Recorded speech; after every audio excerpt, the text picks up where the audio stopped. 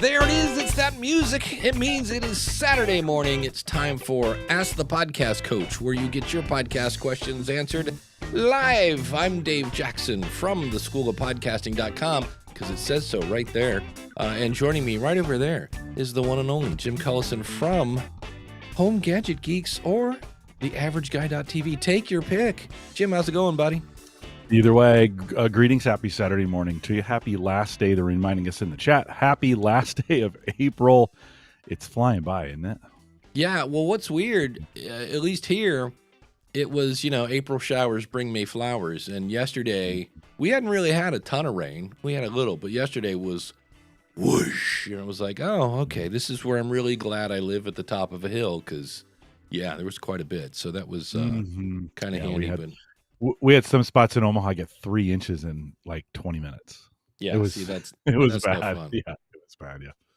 Oh, you know what also flows quickly? Well, that's probably not a great way to enter the coffee. Well, we could.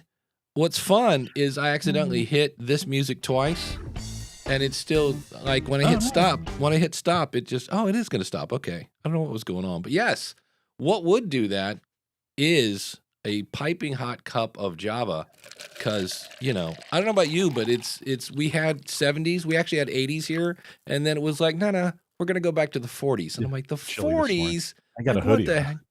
Exactly. And so that coffee pour is brought to you by our good friend Mark over at podcastbranding.co. I've worked with him for a ton of stuff like Ask the Podcast Coach, School of Podcasting, Podcast Rodeo Show, your podcast website, and Podcast Hot Seat. And you know what? If I started a new podcast today, you know who I'd hire? That's right, the one, the only Mark from podcastbranding.co. He's got probably over, I don't know, close to 600 artwork that he's done now for people. And he's not just an artwork guy. I always want to stress that. He does whole websites. So if you're like, look, I need to take everything I do to the next level on how it looks, then Mark is the guy you want to talk to. He's a podcaster. He's been a graphic artist since he was a wee lad. Basically, he's been doing it forever, and he's going to sit down with you one-on-one and find out really what you want. He's also going to listen to your show to make sure that it matches your brand. So check him out. He's at podcastbranding.co. Tell him Dave and Jim sent you.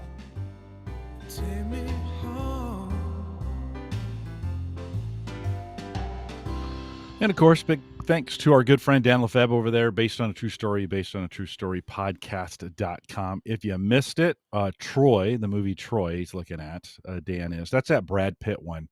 I think very, very well done. I didn't like the ending as much as that, but I didn't know how much of it. Is that a true story? Is it based on legend? Is it all made up? You can find out. Check it out today. Based on a true story podcast at based-on-a-true-story-podcast.com. Dan, thanks for your sponsorship. Did Troy come out about the same time Gladiator did? Because it seemed for a while it was just it's like everybody was standing in a stadium with a sword. Greek movie Sparta, I think, is in that era, right? Sparta or 300. was good. No, 300. 300 is what I was thinking. Yeah, that was a good one. Where this is Sparta, right? Yeah. So not to be confused with Braveheart, where another small group of people took on. It's a good story. Let's just keep doing it. Human story. It's the human story, right? Yeah. It's the little guys versus the big guys. Love That's always funny. But good morning to the chat room. Craig from AI Goes to College. Good morning to the GOAT chat room on the interwebs. I think so. This is half the reason we get up on Saturday morning is to play with the chat room. We're going to go to, if I can get my mouse to work. We had a question slide in last week, and this was from the one and only Ray over at AroundTheLayoutPodcast.com. He says, maybe we need a School of Podcasting episode on where to fit in commercials if having more than one at the beginning is a bad thing. And my homework to you, if you want to witness this in life, go watch Friends. It comes on, it's like on from like 8 to midnight, I think, on Nickelodeon. And when they go to a commercial break, you can just, you could drive to Milwaukee and back, and they will still be. And I don't know if I am seriously going to do this with a stopwatch, because it might be that it's only 2 minutes, but all the ads are 15 sec it just because the whole thing is you're waiting for them to come back, because what's gonna happen to Joey, right? These important decisions you're trying to figure out, and they just go to another commercial and another commercial, and this is also why if you watch at the end, instead of running the credits, they go to the next show and run the credits in the bottom right-hand corner so that the actual content doesn't take up as much time, so they can just cram it full of more ads, because that's what people want, and we probably paid way too much money for an old show, but then there are people like me that will watch it because 'cause you're like, "Oh, nothing else is on. Oh, look, it's Friends." It's up there with Seinfeld, where I'm just like, I know I've seen this at least 6 times, but it's the puffy shirt episode or the Are soup are Nazi they all or pharma meds or pharma ads? What? that's the other fun thing about ads is what was I watching? But it was like the zoo or something, and it was on like National Geographic or whatever, some channel that I Mhm. normally don't watch. That's the fun thing, because now you've got a different demographic, and you'll Yeah. get all sorts of weird. Um, there was one channel that was obviously made for women because every other thing was about bras or things that you sprayed your body with. And I love the fact now that we're talking about the lower regions of your body not smelling good. All the Mhm. commercials now are kind of menu. They're like even here and down there. They just all kind Mhm. of like, we're not going to say that, but we're going to say down there, and we're going to look down. So, but that it's mind boggling to where you go and you watch something and you're like, "Oh, it's the Thanksgiving one or whatever." And then they go to a commercial and it is soul crushing because you're like, they're not gonna come back for an hour. So I need to figure out how long is their break? Because it definitely no, for those of us that grew up with Chuck Woolery and, Love Connection, boy, there's something I haven't talked about in a long time. But Chuck Woolery would be like, "I'll see you in 2 and 2," because it was like 2 minutes and 2 seconds or something like that. My thing is my favorite, and this is like, it's your show, do what you want, but I love the ad I can take at the beginning is the 15-second one because you can say a lot in 15 seconds. And I think it was Mark Maron used to say, today's show is brought to you by Squarespace. We use it at WFPod, whatever it is.com. It looks great and you can do this. Find it at da da da da da da da. And that was it. And then let's start the show. And then Mhm. lock the gates Mhm. and all would come in. And that I didn't mind because it was like it was really because about the time you're reaching for the skip button, it was over. Um, and I know I don't listen to Joe Rogan a lot, but he used to put all his stuff in the beginning, and I think he's now scattering them out. And so I'm not a huge fan of ads at the beginning, so I used to do my stuff at the end. And then I would notice that the minute I hinted that the show was over, that'd be like, "Hey, thanks so much for tuning in. Don't forget, use the coupon code, whatever." People were gone. The minute I said, "Hey, thanks Yeah. so much for tuning in," they ran for the, exits. And so I was like, I'm gonna have to put these in the middle. And so when you look up advertising, it's often uh, included with the word disruptive, as in disruptive advertising, meaning, hey, now that I have your attention, I'm going to come in here and just kind of, grab your attention and talk about this. And then hopefully that matches what you're going to say. And then go back to our regularly scheduled program. So the middle thing, but I can also go into my Apple stats and see that I can see right where people skip. So yeah, Danny Brown has one. The other reason I thought we could talk about this is Stephen Bartlett. Did you ever listen to Diary of a CEO? No. It's a No. really popular podcast. Guy turned down $100 million to do a podcast. I'm gonna guess for Spotify, but I don't know. And one of the reasons he said was, yeah, I would have to increase my advertising by 300%." And I was like, Mm. well, good for you. Danny says, speaking of too many ads, this is a requirement for a platform. If you want to use, podcasters should allocate 2 pre-rolls and 4 mid-roll ads per each episode. Like that's a thing. And I was just like, yeah, where's my Boy, I have my, yeah, here we go. Stephen Bartlett. I'll put this in the chat room. I think if I can find the chat, here's the chat room. But yeah, he said, I have a couple quotes here. If I can get, let's go to this screen. This is, the audio people are going, oh, this is so much fun to listen to Dave go. Where's the button? Yeah, the 32-year-old revealed one of the reasons why they turned the deal down was it would have meant at least a 300% more adverts on the show.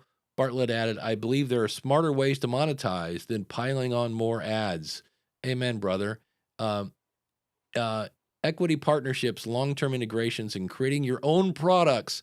Membership options are more innovative options that keep the listener experience intact. So he was worried about the fact that he was just going to ruin his show by just littering it with ads.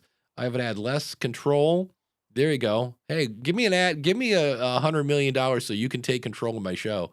I've had less control over whether the show appears, meaning probably exclusive stuff, I'm guessing there. With the deals, you're often contractually incentivized to focus on certain platforms, and sometimes this means removing your show from others altogether. For a show that's always been built on independence and accessibility everywhere, that felt like a step backwards. One of the beautiful things about podcasting is it can appear on all platforms at once, and the viewer gets to decide. And I was like, well, yeah, there's now that's also easy to say when you've built, I don't know how many subscribers he has on his show. Am I not allowed to paste in the comment? Oh, I can. Uh, it's easy to say that when you're successful. But yeah, he does, I forget where I discovered him, but he does these really in-depth shows, obviously does his homework. He was at, I want to say Podcast Movement in DC and explained how we had a team of like 11 and one of them was to just spent obsessing over like the first minute of his show to figure out how it could be better. He did things like he had it at a certain room temperature. He did research to find out what the guest's favorite music was so he could have that playing when they walked in. Which is what you do when you have a team of 11. But I'm like, I don't think I can do that. Um, yeah, he did get in trouble. Rich says, I think he got in trouble for advertising a product where he actually owned part of the company. Yeah, it was one of those. Everybody and their brother is pimping some sort of green juice, whether it's athletic green. Athletic green's gotten in not so much hot like a hot mess kind of thing, but they had a really high margin apparently on their product and would give people a decent cut for an affiliate. Like, oh, if you sign up and you sell a bag of athletic greens, you get 40% of the deal. And people are like, 40%? Well, yeah. And then other companies came out with kind of the same stuff. And lo and behold, it wasn't as expensive because you weren't giving 40% of your profits to somebody else. So everybody else is like, I drink, Premier Protein because it's, and then you own a big chunk of the company. That's an FTC violation. You have to let people know that. Dan says podcasting overall is a good example of something Dave mentions a lot, that free is not a good business model. Yep. Giving podcasts away for free makes it a different business model. It just, it's kind of crazy. But in terms of where to put ads, Jim, like with Gallup, like you guys are promoting your stuff, which is We are an again, ad. yeah, Yeah. I'm like, it is. So, Yeah. but are there actual ads in your ad? No, Yeah, we don't. good. No, long ago, I made the decision. No, we're not going to take on ads. I think someone told me if I did, that would probably be the end of things. So I was just like, okay, no ads. But we don't. Again, our podcast is designed to support our product, so we don't have to, have to bring ads in. That's not to say it hasn't come up before in conversations internally.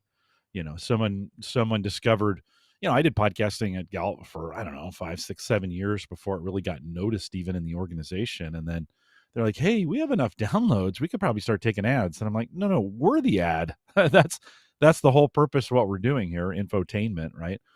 The listeners love to listen to it and supports the product, so we don't do it. I like the 15-second model in the very beginning. This is real popular on YouTube, and I think it Yeah. translates to regular podcasts as well, which would be that this episode is sponsored by blah blah blah blah. Yeah. Get this and that. Thanks for whatever, and then go into the thing, and then somewhere. And I don't want to. Everyone always wants to do mid, and I think mid's too long. I think it's good to come, it would be good to have an opening segment of some kind that had some length, and then bring in your ad, get it out of the way, get that thing in there and get it out of the way, and then have the rest of the show. Can you do more than one? Absolutely. You can do as many as you want. It's your show. You can do whatever you want with it. But, we do two right off the bat, right? We do the Yeah. music and we do two episodes, and everybody here on the live show knows the routine. They check in the chat room. Hey, good to see you. Blah. While we're doing our Right. ads. Blah blah blah blah blah. I don't know what the skip Yeah, I'd have to go in and numbers look. are for us on that. It's pretty predictable. Your segment is always the certain length of the music because we play to the music. Yeah. I keep mine 30 seconds. I try to maybe 30, Yeah. 35 seconds.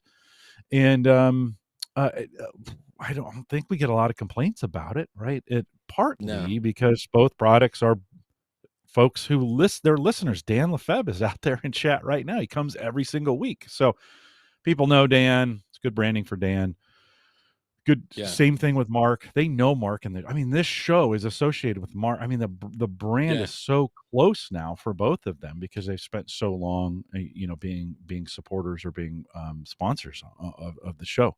Yeah. So I like the 15-second model. I like a ad somewhere in the middle, and then could you get one in towards the end? Sure. I just like the consistency of brand in ads. I don't like the one thing I don't like on YouTube is all these YouTubers shifting their sponsorships around. This week it's Squarespace.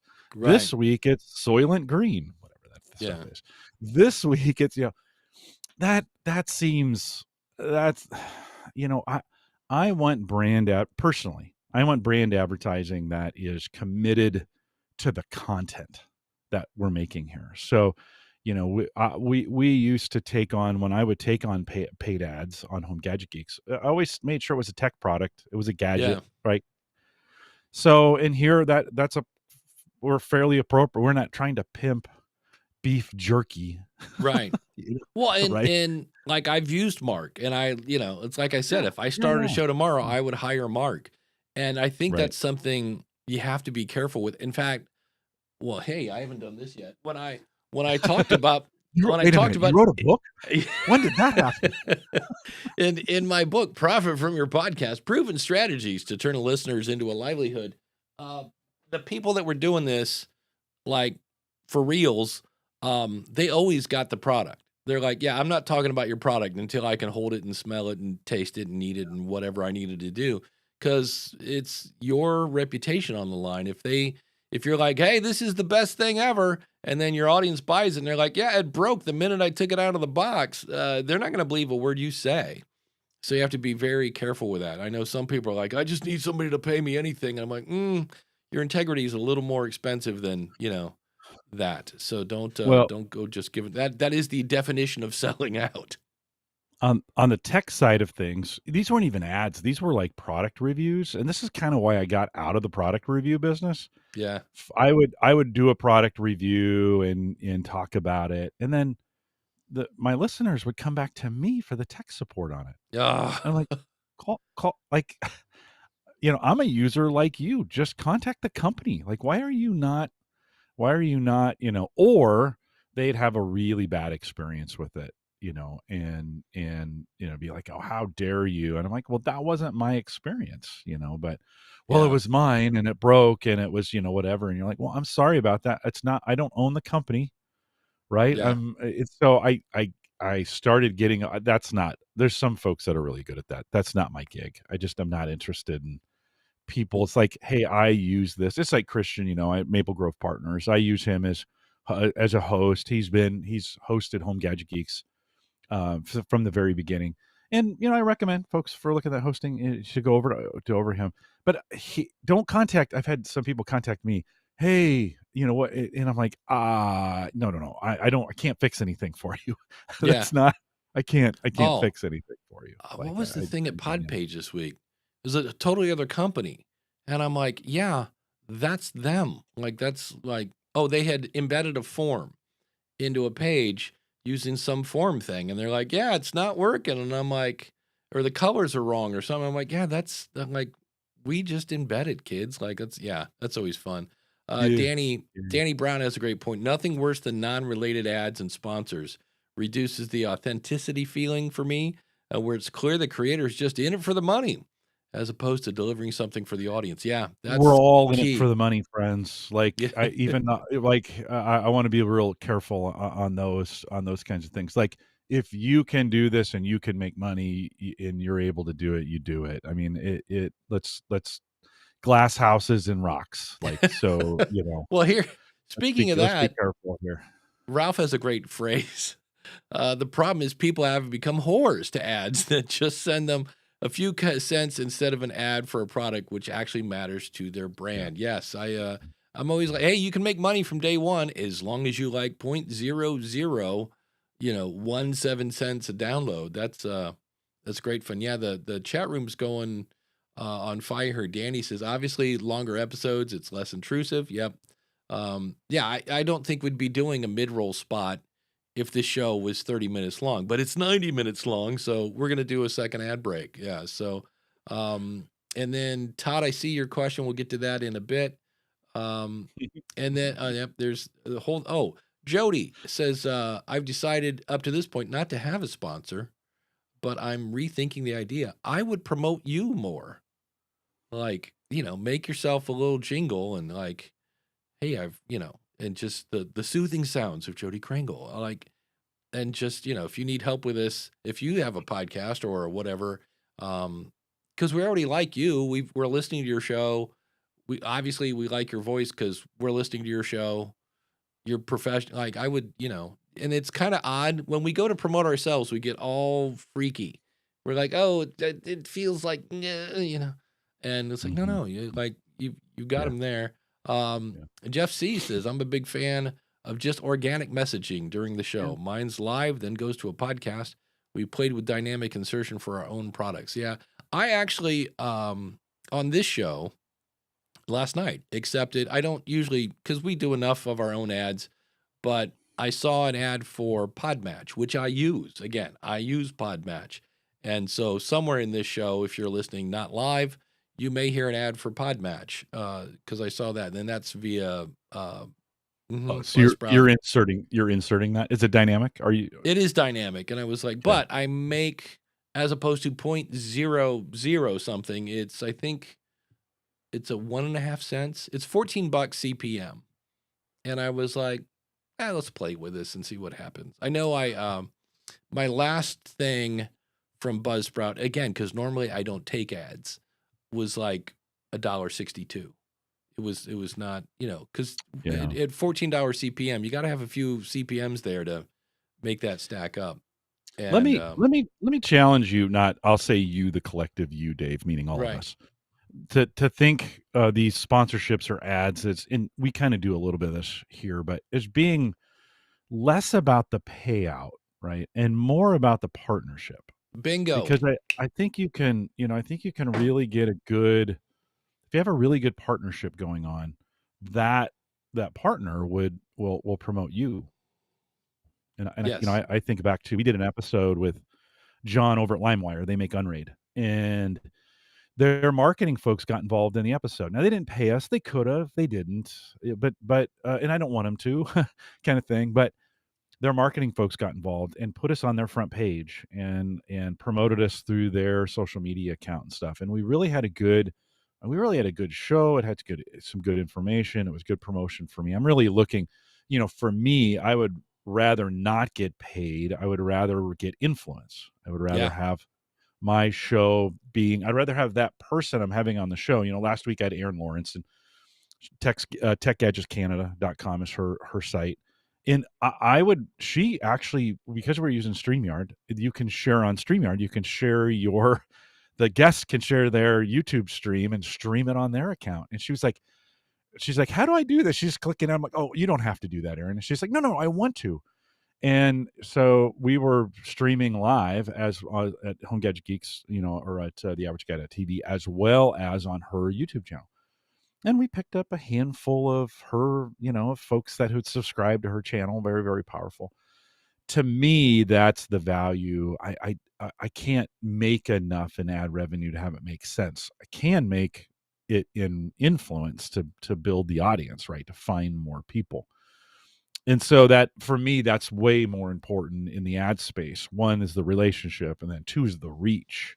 That doesn't mean I give them a form letter that says, here's how all the ways to share me. Right. And there's nothing wrong with that. If that's what you do, that's fine. But I want that organic relationship that's strong enough that they just do it. They're proud of it. I'm not coercing them into it, or I'm not kind of being like, well, if you're going to be on my show kind of thing. So I prefer that thought of relationship rather than revenue. That just makes more sense to me. Bandrew makes a great point. He says, for content creators, trust is hard to gain, easy to lose, and damn near impossible to regain. Absolutely. Yeah. That's why. Yeah. The we have a bunch of comments here. Let me go through these real quick. The other thing I want to point out, just speaking of partnerships, at School of Podcasting, I didn't do this on purpose, but it just happened this way.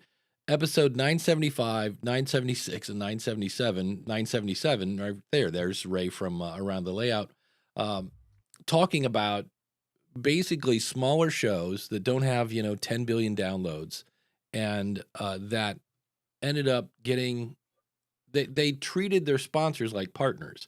It was like, hey, who is someone that can help me amplify my message, kind of thing. They're on the same part, so that they want to promote you. And like with Ray, and Ray show is about model railroads. And so he had one company that simply, Ray sent him a rubber stamp. And when they ship out whatever they're shipping out to other mail railroaders, they basically put his logo and his URL on the envelope. Perfect. And Ray mentions them in the show. So it's the other thing I thought it would play.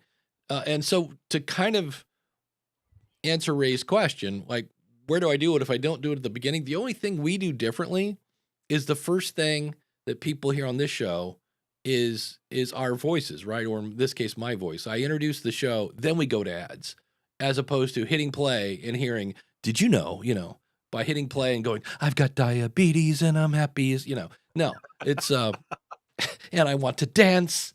So yeah, but I was listening to a girl. Okay. Well, when you're my age, it's a young woman, Brett Cooper, who apparently was on the Daily Wire. So if you're into the whole far right leaning stuff, and she's very snarky, which I like. And she's talking about, I didn't realize this because I don't care, but, Blake Lively, wife of, Ryan Reynolds. Ryan Reynolds got into this whole thing, and he said, she said, sexual assault kind of thing. And apparently she, like, if you at least listen to Blake or Brett Cooper, she kind of like, shot herself in the foot pretty hard. Like when the actual stuff came out, we'll see, I guess, when it goes to court. But it was, so anyway, so she's talking about this and how everybody loved Blake, and listen to how she transitions into an ad here. I was like, wow, that was pretty slick and obviously well thought out. So she's talking about Blake Lively and how when she first came out, everybody was like, oh, poor Blake, you're a victim. Christmas, I'm sure that Blake felt like everything was right in the world because people were on her side. They were like, oh, this does not look great. Apparently we screwed with the wrong person. We fell for this coordinated PR campaign. I am sure she felt like she was on top of the world. But that was because they had only seen her side of the story. It was like they were checking the news without checking ground news first. Guys, my partners over at Ground News understand the problem with legacy media and the fact that they are... All right, so we're not going to... But it was like... So what was interesting... Ground News is good at this, by the way. Ground News is helping people promote. Like I think they're being very proactive about how to do it this way. Yeah. So, the other thing I noticed with headphones on, she's talking into a condenser microphone with no windscreen, and she needs Yeah. one. As I was listening to that, I'm like, God, and it's interesting because the only time I've ever listened to her was through my speakers. And I did not notice the popping P's when I didn't have my headphones on. So keep that in mind. But she does that a few times where obviously she's got some sort of script or something, but it's well planned out. Where am I going to put this ad and how can I Mm, do it? Because Ben Shapiro yeah. is another guy from the Daily Wire that just will be talking about something. And all of a sudden, the transition is so smooth that they're a sentence and a half in before you go, hey, wait a minute, they're doing an ad. And then about the time you grab your phone to click the skip button, the ad's over. And I was just like, and she does that really well. Ben Shapiro now does a thing where he has Perplexity as a sponsor. You know, he'd be like, well, that's only 38% of the people want to do, I don't know, let's ask Perplexity. And then he just make a bit in the middle of it. But that's something I I think I'm horrible at this, so I always just do the right after this, which is just so lame. I think that technique hmm, is good the first time, and Yeah. then the listeners start when you because you start coming up with these creative ways. I mean, we kind of do this. We kind of mock it in a lot of ways at the very beginning. You're always trying to come up with Right. some like based on what I've said. You're trying to make a transition into the coffee pour, right? And so you're trying to make that transition somehow. Like I said, I think Ground News. I think they've been coaching the folks that on their affiliate because they all do it the same way. You know, I was doing this thing, and I couldn't tell if I was getting good or Mhm. trusted sources or not. And you're like, huh, I've heard that before, and so yes, listen, you can get cute about your transitions in there. You can get creative about sneaking the ad in or getting someone right up to it. But then if you then when you do the ad, somebody's going to be like, "Oh, that's the ad." Yeah. And so I would I'm not saying you can't do it. I just be careful because then people start questioning every time you start going a direction. You're like, "Oh, is that gonna be an ad? Like, am I listening to an ad now, or is that a real thing?" Just I prefer you just try to be authentic in that and make it really clear, "Hey, this is an this is an ad segment kind of that we're moving into." I mean, I do appreciate the I do appreciate a smoother transition, a sneaky transition, again, you get away Yeah. with it the first and maybe the second time, and then it starts to sound a little disingenuous after all, in my opinion. Yeah, it could Starts to be. sound a little disingenuous. You're kinda like, "Okay, how are you gonna trick me this week?" Right? Mm. How are you gonna trick me with this transition or whatever?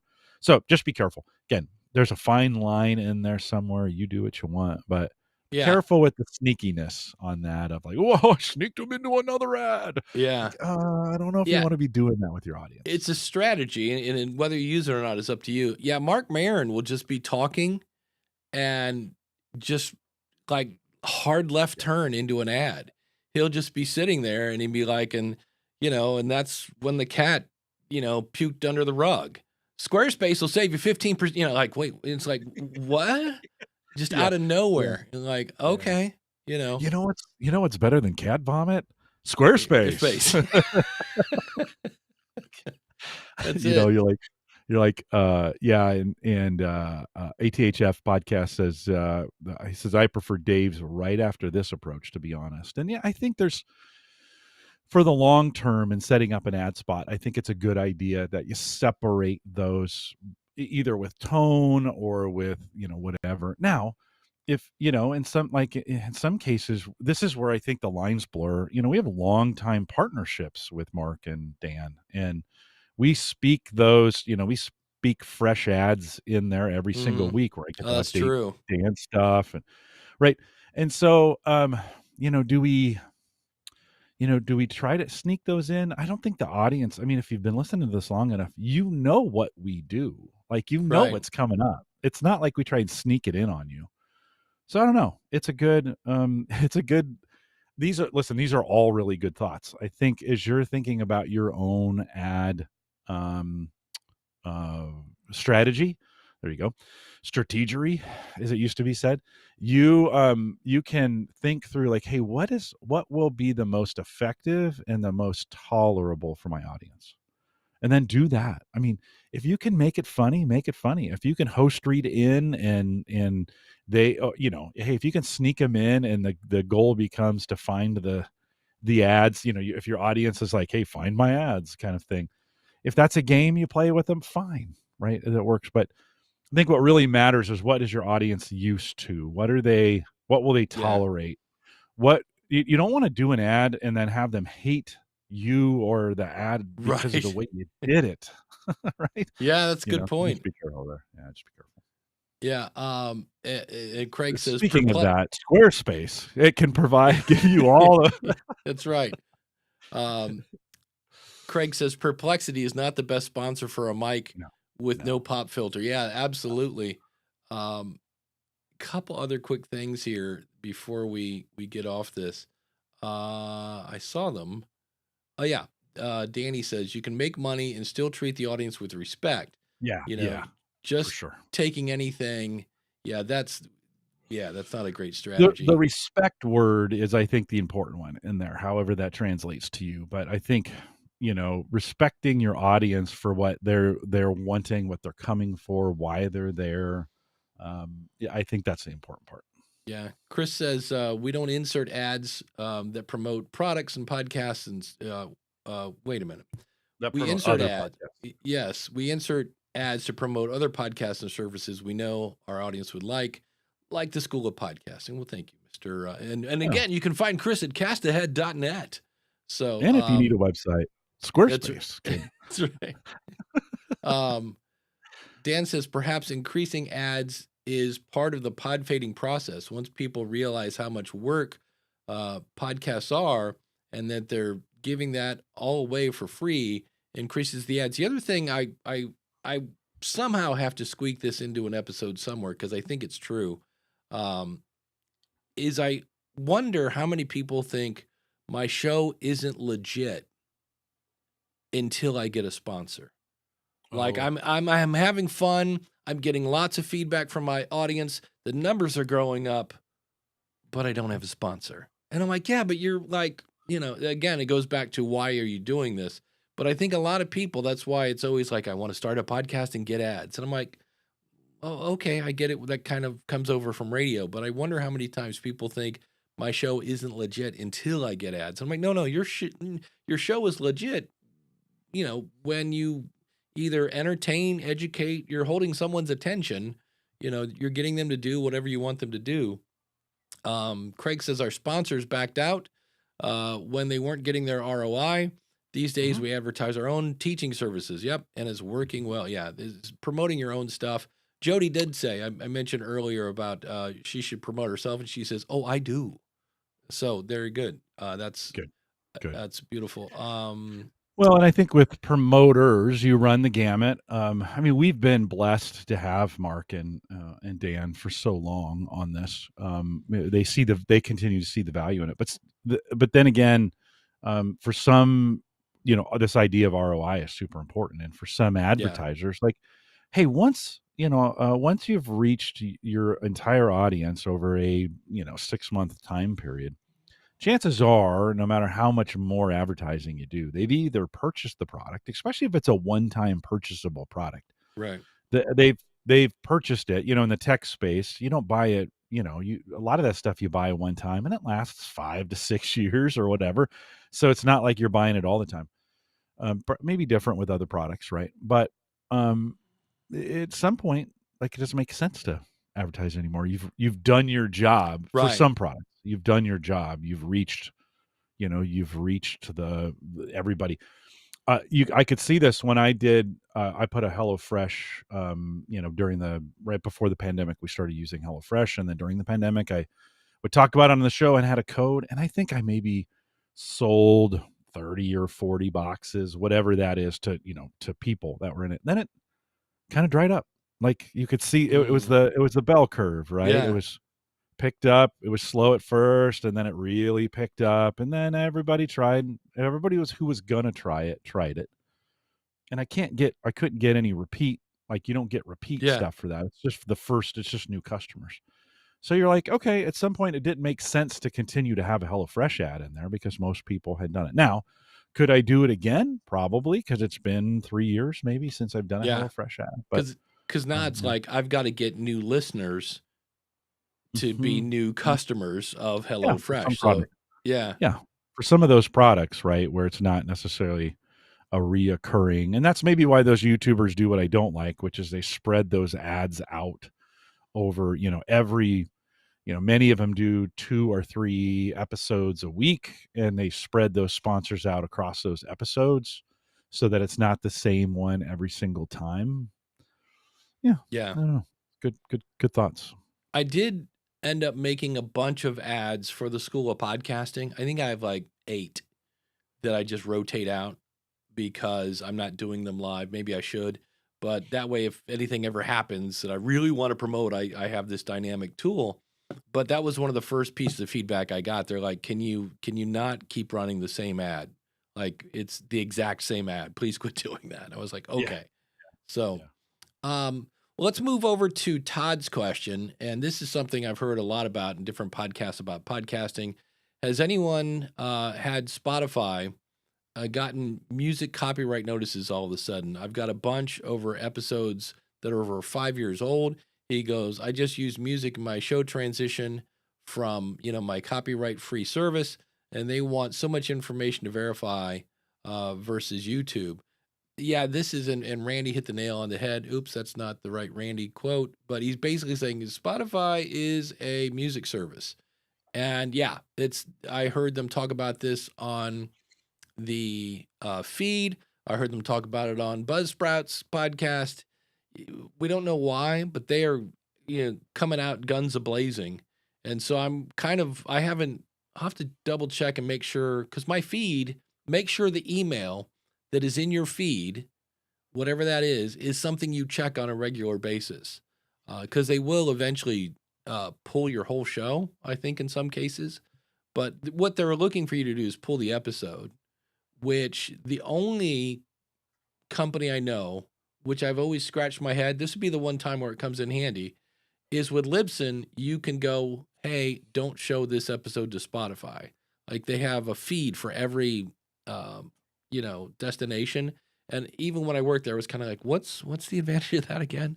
But, so if you get pulled from Spotify, that kind of sucks because they are the number 2. They have somewhere around 20 to 30%, but that's where you just tell people, hey, listen to me on Pocket Casts or whatever. But yeah, and I'm surprised because I've had the thing for the School of Podcasting is by a guy named Neil Zaza that I got off a Sound Dogs CD back in the day. It was in the cutout bin.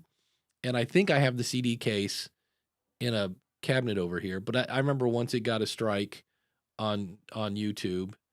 And now the fun thing is I have permission. I still have the email from King's X to play a snippet of their song. But that's the fun thing. I don't think it would catch it. It might, because I've actually spliced together their chorus is twice as long.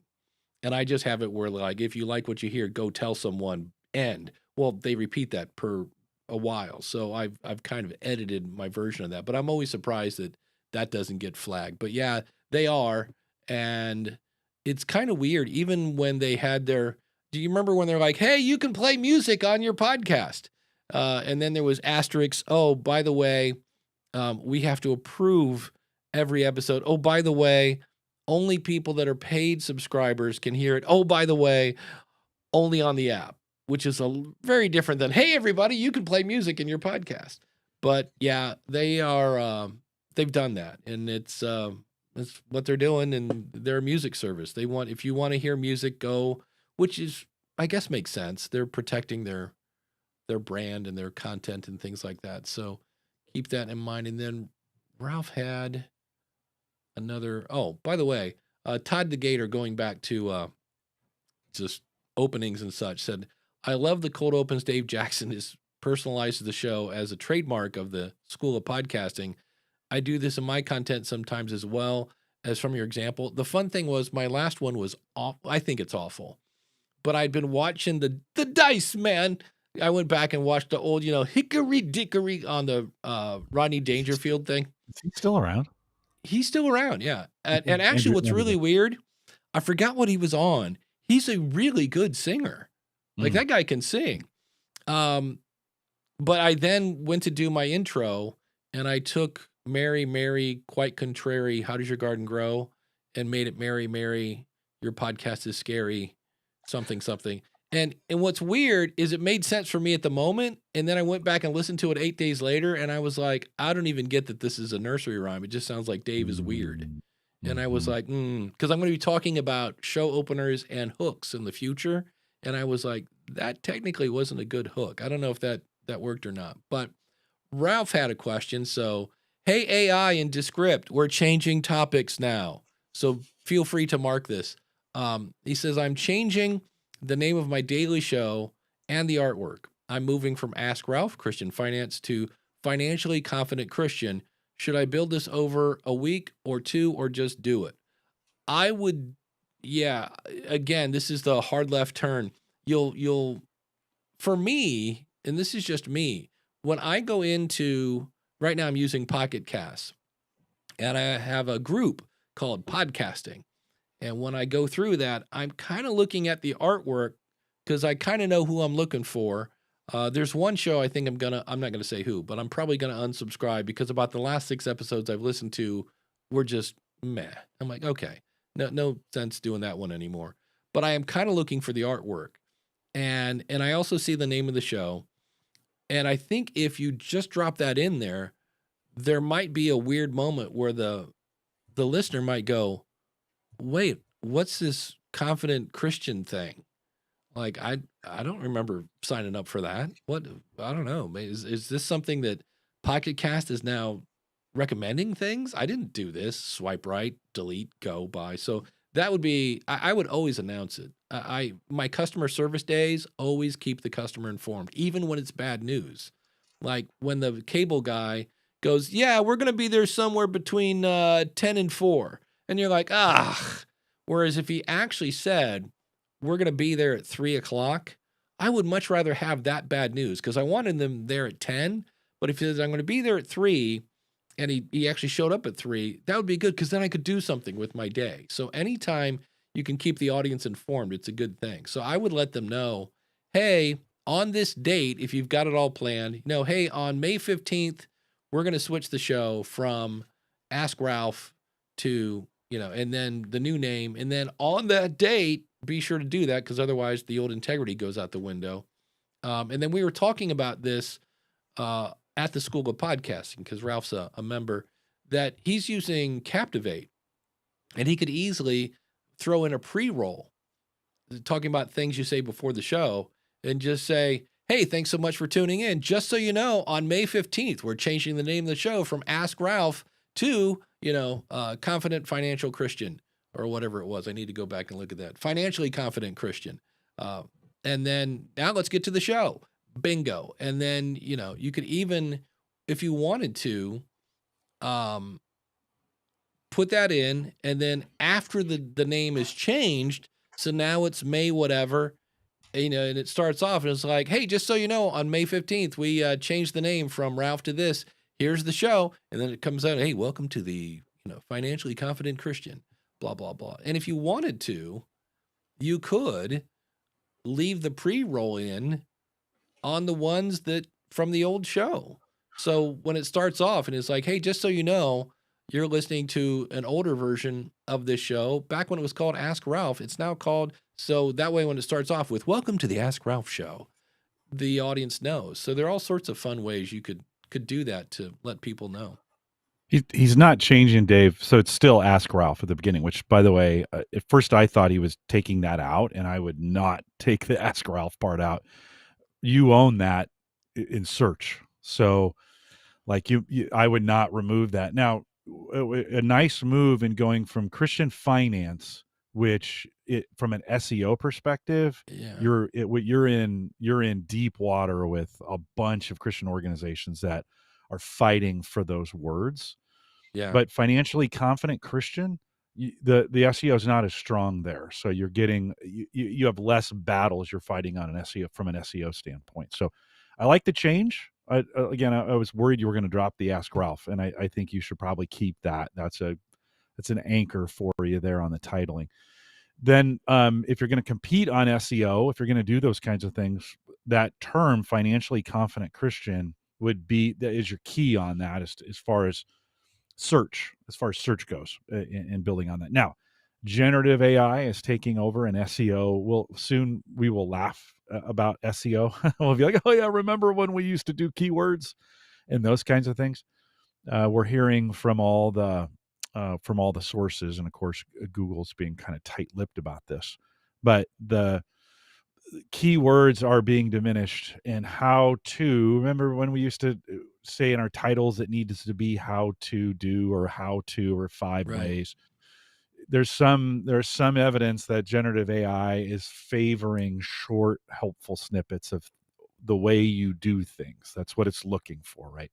So you want to make sure in your show notes, I think right now in your show notes episodes, you've got helpful content that's actually a step-by-step or walk people through things. Generative is favoring right now, seemingly favoring those kinds of things, step-by-step stuff to get stuff done. So yeah, Ralph, to be honest with you, I don't think it matters the time on how you do this. Let the audience know. That would be super smart. Make the changes. Most of your regular listeners could not even tell you the name of your show. Like they'd just be like, "Oh, it's Ralph's podcast. It's the Money Podcast."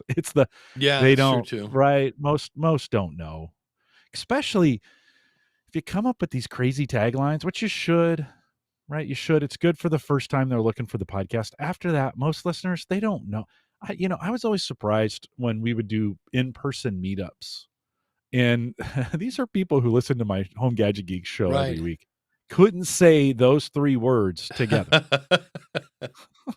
You listen to my show every week. Here Yeah. in Home Gadget Geeks, we cover all the favorite tech gadgets that find their way into your home, news, reviews, product updates. And I mean, I say it every week, right? And they would be like, yeah, the gadgety thing, your gadget thing, where you talk about gadgets. Like, you listen to it every week. What is wrong with you? So I wouldn't get too hung up on that.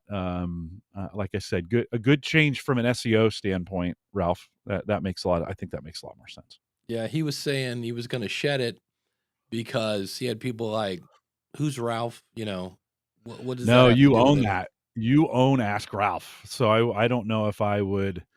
I mean, that's up to you. The other, It's a very identifiable. There's not a lot of other Ask Ralphs out there. So if you can anchor on that, it's not such a bad thing. well, and you've also discovered um, that the more cooks you get in the kitchen, the harder it is to take a step. Yeah. Because Jim's saying, no, you got to keep Ask Ralph. And everybody else is like, that doesn't, what? Ralph who? And then you got this. And then one guy saying 2 weeks and like, write it Friend, down. you own SEO wise, you own that term. So if Yeah, it's anybody, true. like, if you're trying to get people to get to your podcast and you meet them on the street and they're like, hey, how do I find your podcast? Say, search Ask Ralph. That's all you have to say. That's Mm, super easy to remember for people, and you own that. It's short. It's easy to spell, and it's like nobody's going to get that wrong. So I would definitely keep that as your anchor, friend. What you put after that is all SEO juice. You just need to I mean, at this point you made a change from swimming in a pool with a whole bunch of players to a much smaller pool of players, and you could dominate if in the work that you do on your website. You can dominate that the title, the financially confident Christian. You can dominate that from an SEO standpoint if you work it right. Again, you can do whatever you want. That's just as we look at this. yeah. That's what I do. And then keep in mind that once you change this, because I told Ralph, and here's the good news: Ralph is trying a bunch of stuff. Like Yeah, it was great. a weekly show, then it was a daily show, then it was a short show, then it was a long show, and he's kind of figuring out what works. I don't know. Are you still doing your live show? I know he was doing it live Tuesday nights for a while. He's trying all this stuff, which is good because the whole Edison I didn't make 900 mistakes. They were 900 things that, led to me doing the light bulb or whatever. So there's that. But there also comes a time when you have to kind of give it some time to see if it is going to work. So, and that's the thing. I did hear a YouTuber say that if your content and your strategy is working, you should see immediate growth. And I was like, immediate growth? I'm like, I'm not sure, because you still got to get it in front of the right people. That was one where I was like, I could see growth. And growth, of course, means if I had 1 download this week and I had 2 next week and 3 the next one, which is great until you get to, now I have 90 and I have 91 the next week. It's still growth. It's just before it was, oh my gosh, we doubled our numbers and now it's, 0.0. Growth is depending on, Craig mentioned that he had one sponsor because they didn't feel like they were getting return on investment. And that's where you have to figure out, I think I think podcasting in general grows around 5% every year, sometimes 3, that you have to figure out, well, if podcasting is growing 3%, why do I feel my show is going to grow by 20 in 2 months? I'm like, depending on what you're doing, that could be a little tricky. But you know what's not tricky, Jim? Our good friends that we like to call our awesome supporters. They're awesome. They're not tricky, and they support us every month, and I deeply appreciate that. You can see them all by going to askthepodcastcoach.com/awesome. And while you're there, you'll probably see a link for this thing called the School of Podcasting. That's the website I run that offers courses. It offers coaching, unlimited, by the way, and community. In fact, I was talking via an app with people this morning, and a pretty awesome community that has people like Chris from castahead.net and Ralph and Ray Arnett and a whole bunch of other people. Mark, I think, is in the chat room this morning. I saw him in there, Mark from Practical Prepping. It's an awesome community. Check it out, schoolofpodcasting.com. Use the coupon code COACH when you sign up. And when you're at askthepodcastcoach.com, you're looking at Podpage. It is a great way to make a pretty website without learning how to code. It's made for podcasters. Check it out at trypodpage.com. And we're live streaming using Ecamm. And it's great fun. I'm using mine with Stream Deck, so when I just click a button or two, it goes over to different scenes and such. You can find out more about that by going to askthepodcastcoach.com/ecom. And all these links, by the way, are in the show notes. And if you need more Jim Cullison, and hey, who doesn't? Well, then just go over to theaverageguy.tv. Jim, honest, I know Jim gets nervous when he's on screen alone. I'm like, I am pushing the button. Theaverageguy.tv. And it is time to go over and do I need to get some reverb. Wheel of Names. Will it be Greg from Indie Drop-In or Craig from AI Goes to College? Or there you go. I'll have to change Ralph's artwork on the Wheel of Names because right now it just says Ask Ralph Christian Finance. Or will it be the one and only Jody Kringle? Jody, did I say congratulations on her award? Did I say that last week, Jim? Say it again. I think it's worth saying twice. I just know she won an award, and I forget the name of it, but it was handy, and it was a big trophy, and it had her name on it, and she's awesome, and she deserves many more awards. Audio Branding is the name of her show, if you want to check it out. And will she be the featured supporter? Well, we're going to click spin, and survey says it just might. Oh, we went past Jody, and we landed on Keep the Flame Alive. The ladies over there talking about the Olympics. If you're into the Olympics, Keep the Flame Alive pod is the show you want to check out. And they've actually got to interview other people, other, Olympians and such. And how fun is that if you're, you start off, it's a podcast in your basement, and next thing you know, you're talking to an Olympic athlete. How cool is that? So ladies, thank you for your support. And if you yourself right now listening or watching, does this show save you time, save you money, save you headaches? Does it keep you educated?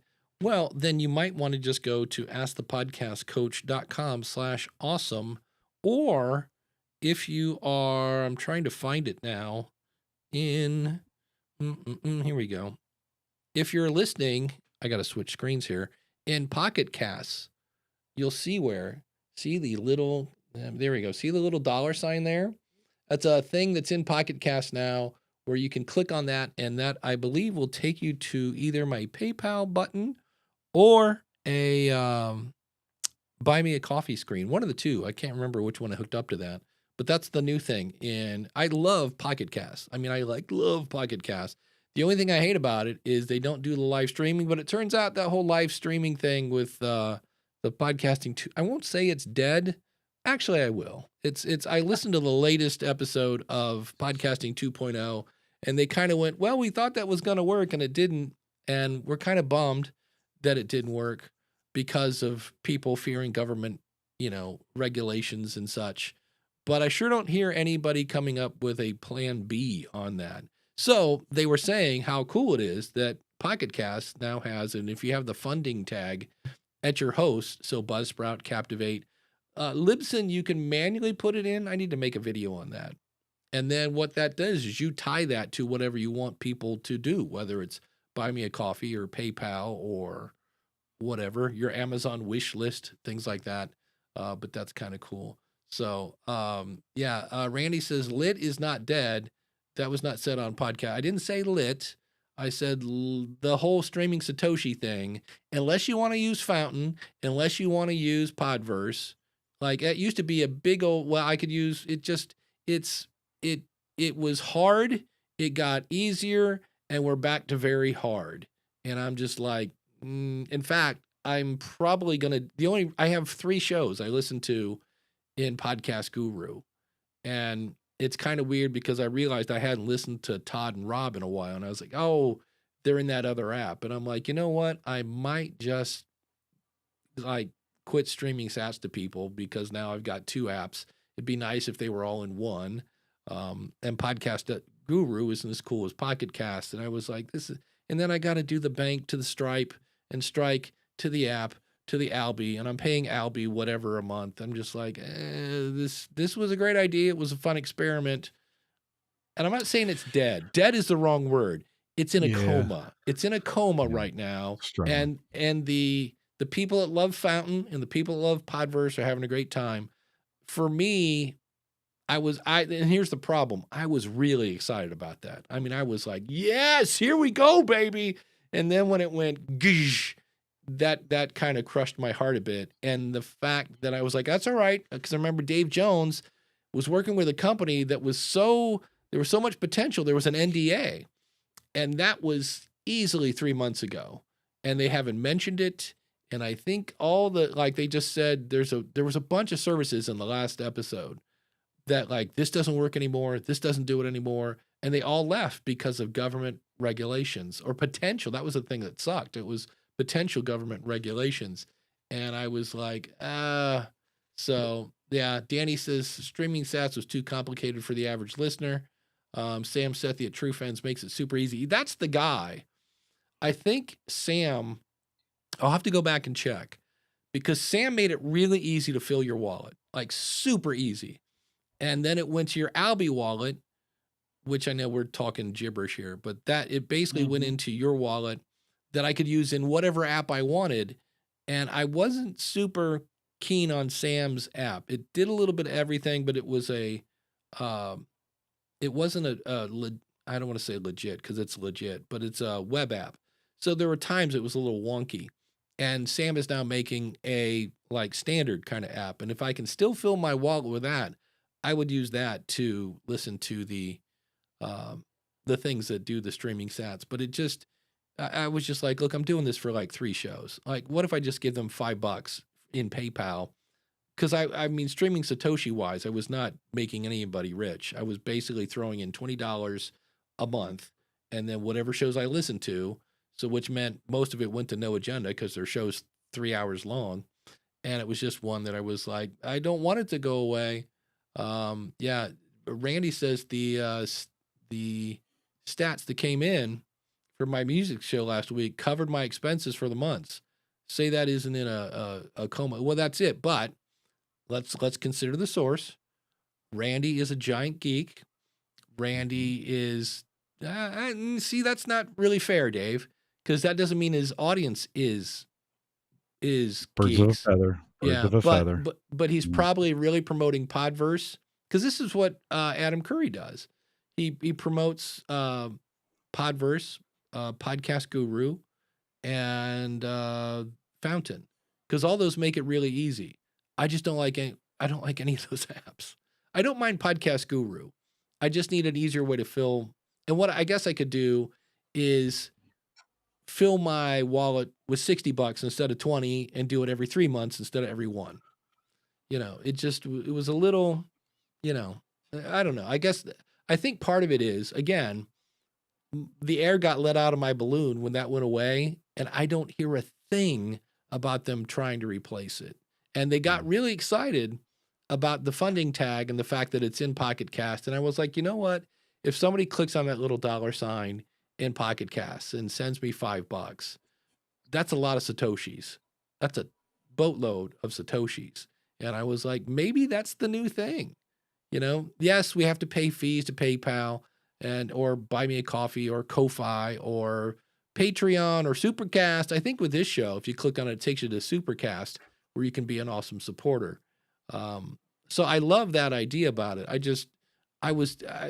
Words cannot express how disappointed I was when that went away. I was like, oh, but this was our way of, the longer you listen, the more you make. It was, and it kind of, and it hasn't gone away, because there is Fountain and there is Podverse. And I kind of don't count the others because it's so hard to fill your wallet. I'm like, eh. So, yeah, I'll probably have a hate mail. You got to, for sure, you're going to get some hate mail on that one. Yeah. I think you got to crawl before you walk. And I think we're still in the crawling phase of this. Yeah. Eventually this will work in some form or fashion. I also think it's a way. This is, in the podcasting 2.0 space, sometimes I get the feeling it's like, this is the way. And you're like, no, this is another way. I don't actually think most listeners want to do it that way.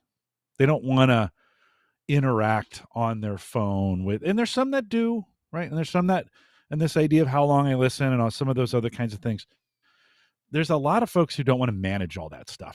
They just want to listen. They'd rather have an ad or they'd rather subscribe to you through one of those other services, right? And so I think we need to stop thinking, and maybe we're not, but we need to stop thinking that it's going to be the replacement for all these things, and just know it's just another way. Yeah. And it's not ready yet. Like the crypto space is not ready for this. And it's not the crypto space. Actually, crypto could do this pretty easily. It's the way we think about it. It's like, it's like Microsoft points. You go when you can, if you search on Bing, you can get some points, and those points relate to dollars or somehow in some way. That. Like, it's I super have Bing, complicated, right? I have Bing set up as my default search, and I don't know how. Yeah. I think I'll make 50 cents by the end of the year, something like that. Yeah, so it's just complicated, and some folks don't want complicated. They just want easy. Can you just tell me the way to do this? And it's had some technical challenges associated with it as well. And it's just like it's still early days for this, and a lot of people aren't ready for it yet. We're getting closer. I think at some point it'll be there. Yeah. Today it still takes a little bit of effort. And listen, there are some who want to do it that way. They're very excited about it. Apparently Randy's audience is very excited about it. He's got them all trained up on it. I mean, I think when I listen to Todd and Rob, Todd pushes he pushes it hard, right, on those. And of course, the more you talk about it, the more you educate your listeners about it, the more you give them some options to do it, the easier it's going to get for them. But for most podcasts, sorry, friends, it's just still too hard. We got to make it easier. Yeah. Danny says he and Mark did an episode of In and Around Podcasting that asked, has podcasting 2.0 failed as a constructive conversation starter? And he's like, man, did that get some conversations going? And it did. I'm not saying, here's the thing, that button in Pocket Casts wouldn't exist without the funding tag. That's kind of a podcasting 2.0 thing. The fact that Pocket Cast is implementing it. So I am not by any means saying podcasting 2.0 is dead. I'm saying I'm disappointed that the live streaming Satoshi thing apparently isn't coming back. And that's okay. It just means we can check that off that, okay, we tried that, didn't work. Didn't work now, might work in the You don't think future. it'll come back? It may come back in another form or in Yeah, another way, right? yeah. Because usually Yeah. really good ideas are not right out of the gate. It's, hey, what if we made this chocolate thing? And somebody said, that would be amazing. And then somebody else said, what if we put like banana in it? And somebody said, wait, what if we did peanut butter instead? And somebody went, oh, it's usually not the first. So Satoshis, we tried it. Government regulations, okay, we get it. But somebody's going to go, but what if, and we're always kind of putting the bug in the ear, like, hey, Apple, what about that Apple Pay thing that you have? Wouldn't it be cool if there was somehow to make a button and Apple, you could take your 30%, even though we wouldn't like that, but it would be easy. And we're looking for easy, and you've already got our credit card. I'll take 70% of a watermelon versus, 100% of a grape any day. So, yeah, I'm not saying 2.0 is dead by any means. I'm just saying I was disappointed when streaming went away. And for me, it's like there's only a few shows I listen to now because a lot of people just like they're not promoting it as much. So I'm kind of like, well, so it is what it is. Yeah.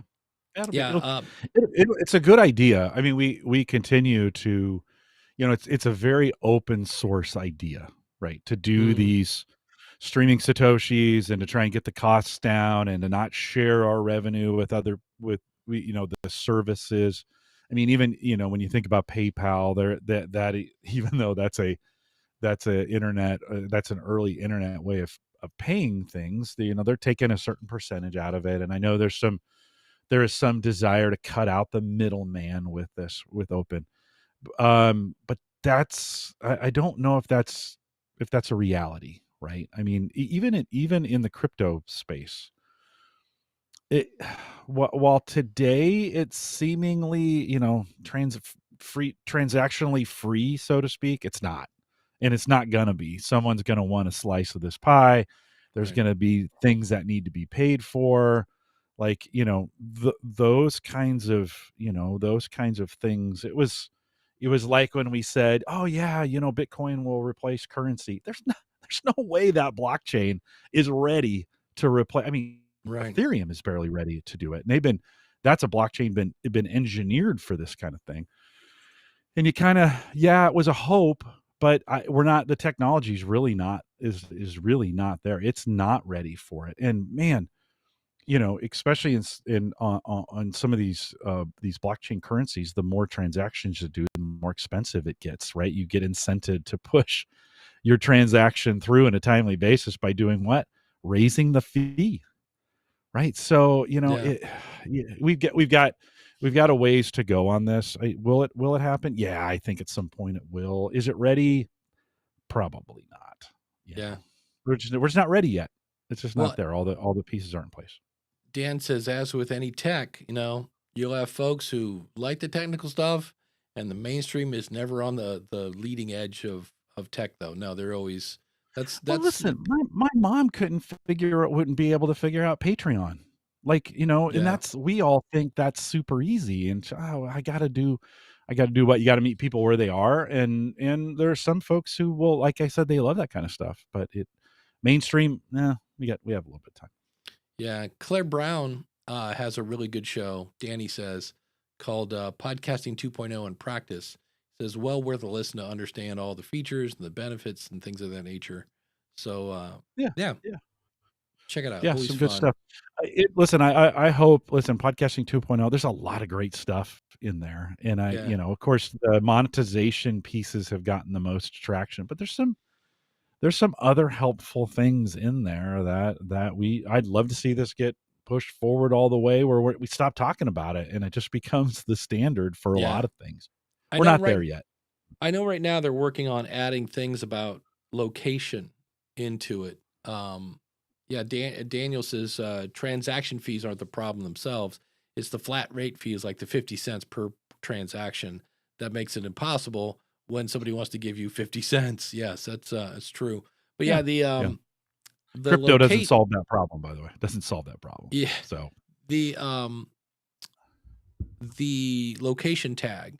I personally kind of was like, I don't really want people knowing where I'm podcasting from because there are weird people out there. I mean, it'd be true. nice if they knocked on the door and said, "Hey, where's my Luigi's Pizza?" But depending on the scenario, um, but there are also things where I want to hear shows about a situation, and Adam was talking about, because Adam's really getting into, Adam Curry has Godcaster now, this service for churches that want to do live streaming, but they want to do podcasts and things. So you might want to go, no, I want to hear, like he has, if you go to, I think it's hellofred.fm, and because he's in Fredericksburg, Texas. Let me see here real quick. Hellofred.fm, he guesses. Except I spelled heel Fred. Yeah, see, that's not the same thing. It's my whole right hand not working the way it's supposed to these days. Hello, Fred. Yes, that redirects. And so what it is he's got all these shows now, and they're all apparently from Fredericksburg. You can even call in a number there, and if I click on these, I will get a live, not so much live, but you will get a streaming show, and it's interesting. And I don't, because I haven't hit play on anything, but he was saying how people in the future, you could have an app that's either all about, location, or all from location. That's just a thing.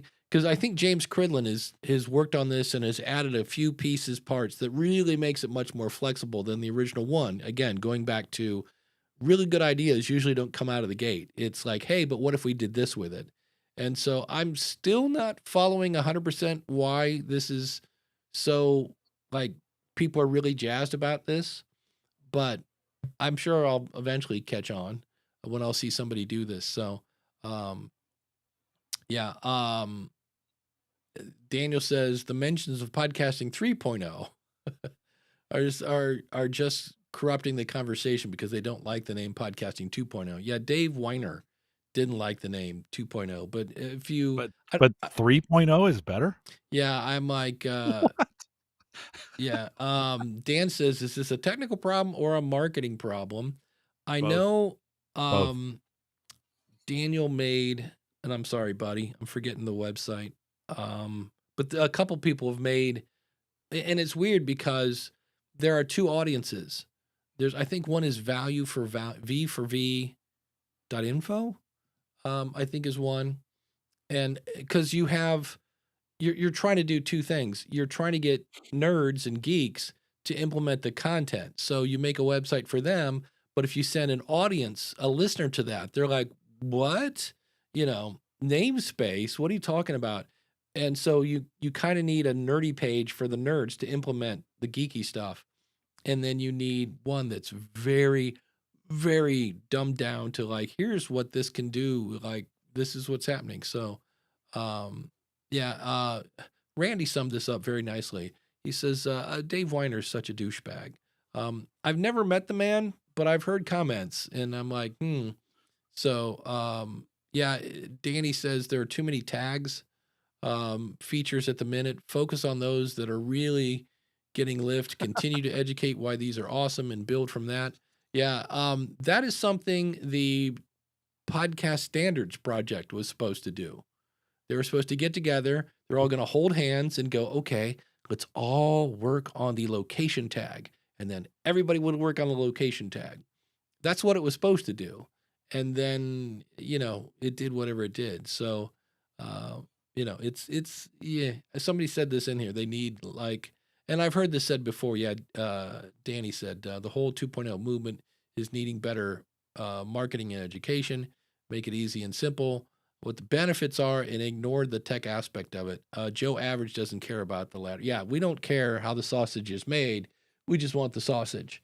And so they're getting there. It's a little rough around the edge. It's a little harsh at times. And I know I listened to 2.0 last night, and there was a spot where I was like, I need to make a clip of this because it was very much for designers and developers. It was talking about, how the code goes through and does this. So, yeah. Randy says, Mr. Weiner has a track record of fighting with anyone who takes the RSS spec and tries to do anything with it. Yeah, he was not happy that Adam tweaked it to make it a podcast. So, yeah, but it is, Coach Dave chiming in. I want to meet the working group that figured out how we standardize the 2-letter combinations that we use to refer to states. There you go. There's a comedian who's got, I forget what his name is, who's got a whole skit on that, and it's super hilarious. But I'm not sure there were, you look at them and you think, oh, this should be easy. Apparently it's not, but the government did it, so it's done. Yeah, it's done, and we're in that. Yeah, I think to be honest, on the spec, I think it's really good that we're battling this out. Like yeah.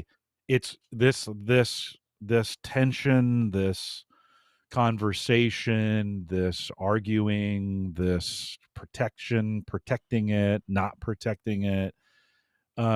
This is part of the open standard, and it's part of open source. And that's why a lot of people don't like open, because anybody can have an opinion on it. But Right. these opinions are good in the sense that it's good that we battle these things out. It's never fun when your way doesn't get implemented or doesn't get done, or what you decide to do doesn't get implemented. And that makes it hard. Nobody likes to be on the losing side of things.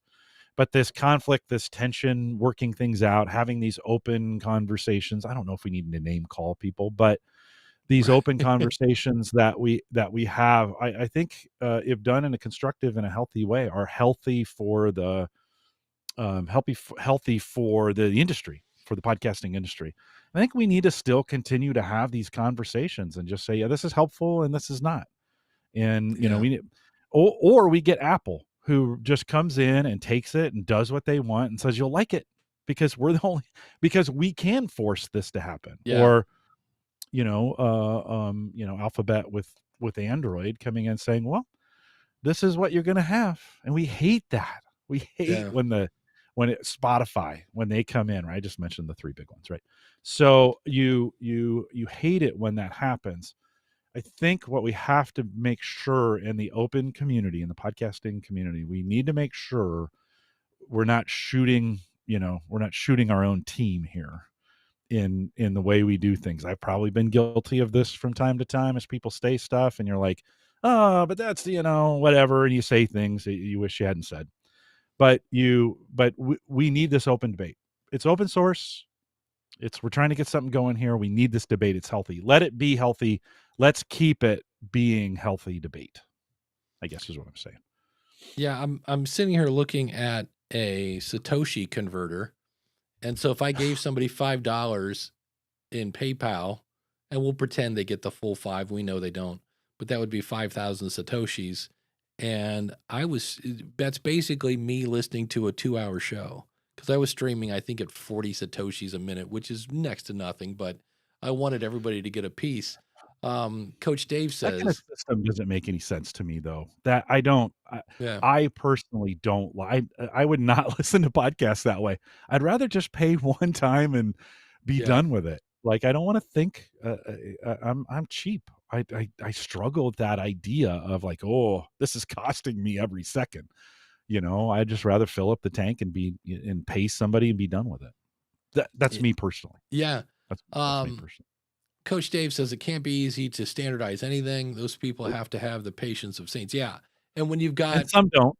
Some don't have the patience of saints. Yeah. Well, that's true. And then it's hard. The ability to... Like, the reason this hasn't moved forward, like why the standards project hasn't been able to do that, is you've got, older companies that have lots of what they like to call tech debt, meaning, well, we built this on a system, it's on this and that. And then you got the young whippersnapper company like, oh, we're on the new thing over, like, we can just flip a button and it happens. Like, why aren't you keeping up? And so then you can't have everybody move at the same time because some people are a old warship and other people are a, rowboat. And you're like, what are you talking about? Just turn right. And they're like, hold on, we'll be there in 2 years. You're like, ugh. So yeah. Yeah, to turn right, we've got to change, 4,000 lines of code over. And well, Brendan at Podpage, he's going to run into this eventually. In the early days of Podpage, I mean, I'd send him a note and he'd have it fixed that afternoon. Yeah. Like, hey Jim, it's done. Like, if I change this, the he's still pretty agile, right? But it gets harder Yeah. the bigger the platform gets, right? It gets harder and harder and harder to move. Then you start and you get the more customers you get, of course, then the more demand you get for different requests. And then you got to start prioritizing the requests. And then people get mad. Well, why can't I've been asking for that for a year? And why can't you get that done? Well, because there's 45 other things that are ahead of that I've got, right? There's only so many things you can do. So it's kind of the tyranny of the platform, right? You get to the sweet spot, and then most platforms just want to continue to grow infinitely. So they never stop growing instead of just stopping and saying, hey, this is what we're really good at. Let's just stay here and make sure we do this one thing really well. Yeah. Very few can actually, I think, do that. We just get too much like, no, now I want to be like them and I want to add this thing and then you have these behemoth platforms that eventually just aren't that good anymore. Yeah. Well, yeah. And Randy brings up a good point. Blueberry, one of the older hosting companies, have embraced it. There's no excuse for anyone else not to. Todd says they have rewritten almost their entire back end. Yep. I would agree with that. At what expense? At what Y- expense to the yeah. company? Like, Yeah. Danny says I stopped using a certain remote recording platform since they just kept adding more and more and more, which caused more and more issues. Yeah. There are times when, last year, Podpage added a lot of features, and this so far this year we've added a couple, but we're more about making it look prettier this year because we realize there's some of those, like the audience survey, people are definitely using that, but I still am blown away by how many people are not. I'm like, why would you So there are times when it's like, well, here's another thing you have to step over. Like we actually have it set up so that when you go in, like not everybody wants to write a blog. So when you go in, there is no blog option. You go in and go more, I think it's more pages now. And one of those options is blog. And when you click on that, it adds it to your navigation because not everybody wants that. So if we had all the features that are in there, when you'd log in, you'd be like, yeah, like what are all these buttons and stuff? And it's like, so we kind of let you customize that. But yeah, you can just keep adding more and more features to where it then becomes hard to navigate. So it's tricky. It's like going from a bicycle to a car to a jet fighter. And I think, some folks, the industry grows. It starts as a bike, right? Oh, this is easy. Everybody can jump on. We're doing this. Just pedal. It makes sense, right? Because there's some folks who don't have balance, so they can't. But for the most part, it works. Then you move to a car and you're like, okay, movement, turning left and right. This makes sense. Okay, a few buttons. Maybe there's some things you never use in your car. But then a lot of organizations are like, yeah, but we need a jet. We need a jet fighter. There's no way a person coming off the street can just get in that thing and fly it, right? And I feel like some of these platforms have churned themselves, or their desire is to turn themselves into a jet fighter. You're like, yeah, that's great, but we have this saying, options equal confusion. And you get in a cockpit of a jet fighter, you don't know what any of those buttons mean. You don't have any. You're like, I should just, and of course, for the folks who went through the bike to the car to the jet fighter transition, we all know we made those transitions. We learned how to fly that kind of thing. Yeah. But then you're bringing folks in who don't, and we gotta. It's hard. It's hard. And as we start to wrap up, just because we talked about it, in Captivate, if you go into podcast settings and go to podcasting 2.0, the thing that makes the little $ gizmo is called podcast funding. And so, yeah, I can see I have for the School of Podcasting, I have it set up for Buy Me a Coffee. If you're in Buzzsprout, you go to Monetization, support the show link, and I can see mine is set up to go to Supercast. And so if you don't have anything in that, the little $ won't show up in Pocket Cast because that's what it's looking for. But that's what's happening. Jim, what is happening over at Home Gadget Geeks this week? Yeah, I took the week off, which is kind of nice. It's always good to get a week of rest. This is my weekend of rest. So, but Aaron Lawrence was on the show 2 weeks ago. Again, I think we spent some time talking about e-bikes, which are getting super popular again. Speaking of a 2.0 product, I think there was a 1.0 version of e-bikes, and the current ones that are coming out are like 2.0, and they're super cool. You can check it out. It's available today, homegadgetgeeks.com. Yeah, how can I take this activity that's really healthy and great exercise and take all the exercise out of it? Yeah. You are so right. And they've gotten really good at it. Like, you don't even need a pedal anymore. It's a moped. Basically what they did. Right? Yeah. Yeah. I love my moped growing up. On the School of Podcasting, I was all ready to do my episode about how to run your podcast as a business. And then somebody emailed me. They said, hey, I just submitted the question of the month. I hope it's not too late. So I actually forget what the question of the month is, but whatever it is, I'm sure it's a great question. And we'll be talking about it on the School of Podcasting this week. And if you haven't submitted your thing for that, ask the schoolofpodcasting.com/question.